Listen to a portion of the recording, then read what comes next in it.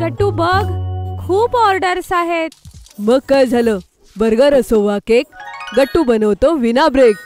Food express. Order असेल right, coins मिळतील देर नाही. लिंक डिस्क्रिप्शन मध्ये आहे. लवकर पुंटून किड्स गेम्स डाउनलोड करा आणि मजा सुरू करा. Food truck. गट्टू आणि चिंकी आज सकाळपासून खूप खुश होते, कारण आज रविवार होता आणि शाळेला सुट्टी होती. बाबाही आरामात सोफ्यावर बसून आज पेपर वाचत होते आणि आई सुद्धा संडे स्पेशल काही ब्रेकफास्ट बनवण्यात बिझी होती. चिंकी, माहितीये राजूने आपल्या कॉलनीच्या मागे खेळण्यासाठी जागा पाहिलीये. अरे वा, कुठे? ते विकी मोटर गॅरेज आहे ना, जिथे खूप जुन्या गाड्या, ट्रक्स आणि खूप गाड्या पडलेल्या असतात. त्याच्याच जवळ एक मोठं मैदान आहे. हो, ते मीही शाळेतून येताना पाहिलं आहे. त्या जुन्या गाड्या ना खूप फॅसिनेटिंग वाटतात. मलाही.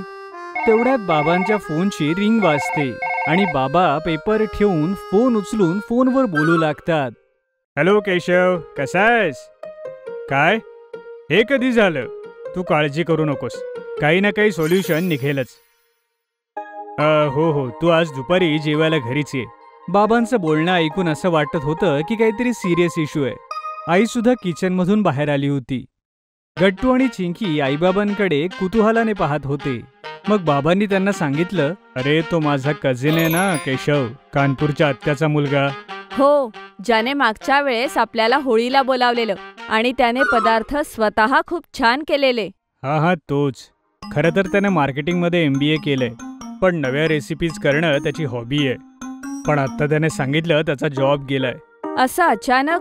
हा, कंपनी थोडी घाट्यात चालली होती, त्यामुळे त्यांनी त्यांच्या ब्रांचेस बंद केलेत.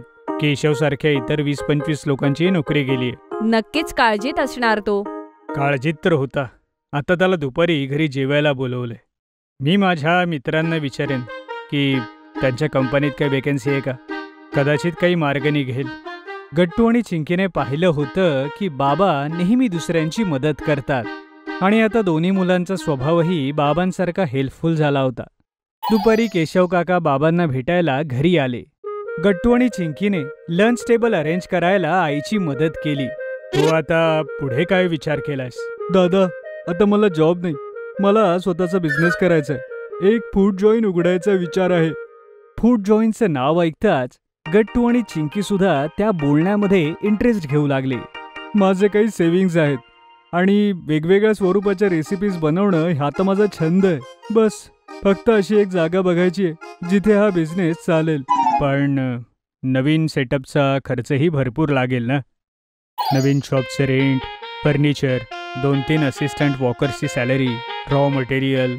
थोडा रिस्की बिझनेस आहे. माझ्याकडे एक कल्पना आहे.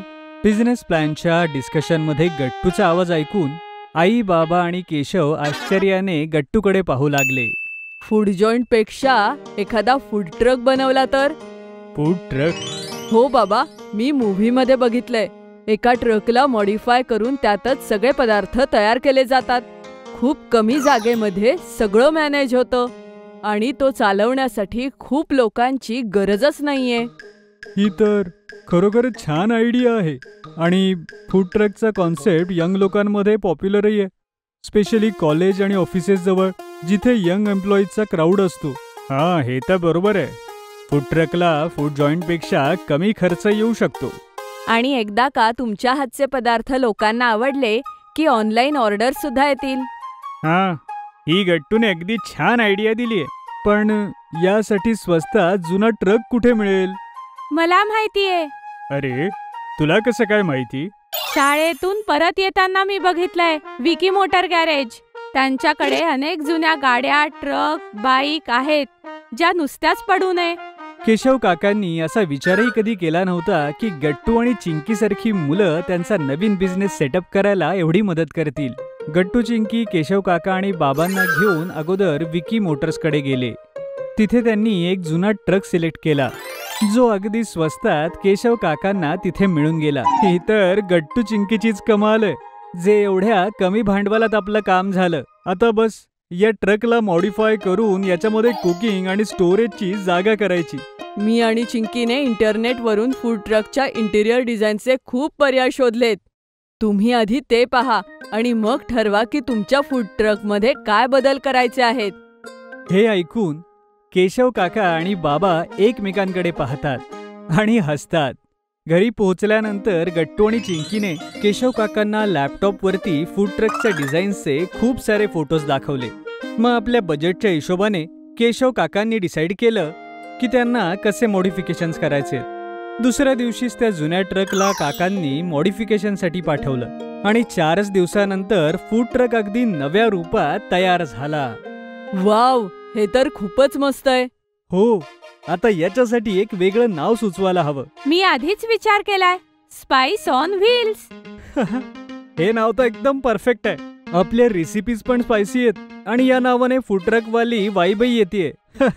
मग आजच मी आणि चिंकी तुमच्या फूड ट्रकचा लोगो आणि मेन्यू कार्ड डिझाईन करतो. हो, आणि संध्याकाळपर्यंत आपल्याला म्युन्सिपल कॉर्पोरेशन मधून लायसन्स आणि परमिशन्सही मिळतील.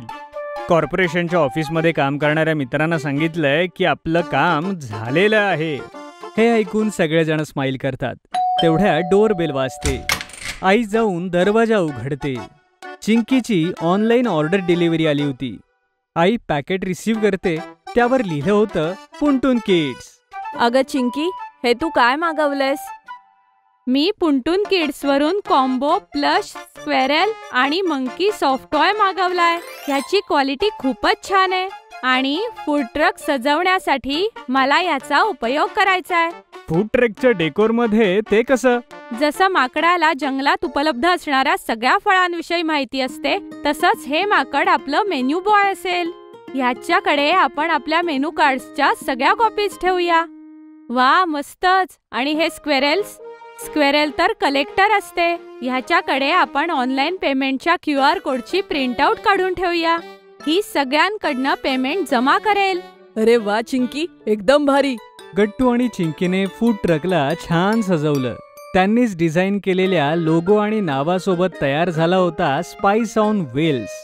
गट्टू आणि चिंकीने फूड ट्रकचे फोटोज काढून ते इंस्टाग्राम आणि फेसबुकवर दोन्हीकडे टाकलं होतं आणि त्यांच्या मित्रांनी लिंक शेअर करून फूड ट्रकची खूप पब्लिसिटी केली होती. रविवारी संध्याकाळी स्पाइस ऑन व्हील्स सुरू झालं. पहिल्याच संध्याकाळी खूप कस्टमर आले होते. ज्या पद्धतीने गट्टू आणि चिंकीने तो फूड ट्रक बनवला होता त्यामुळे तो दुरूनच खूप अट्रॅक्टिव्ह दिसत होता आणि केशवच्या रेसिपीज एवढ्या छान होत्या की लोकांना ते खाणं आवडायला लागलं.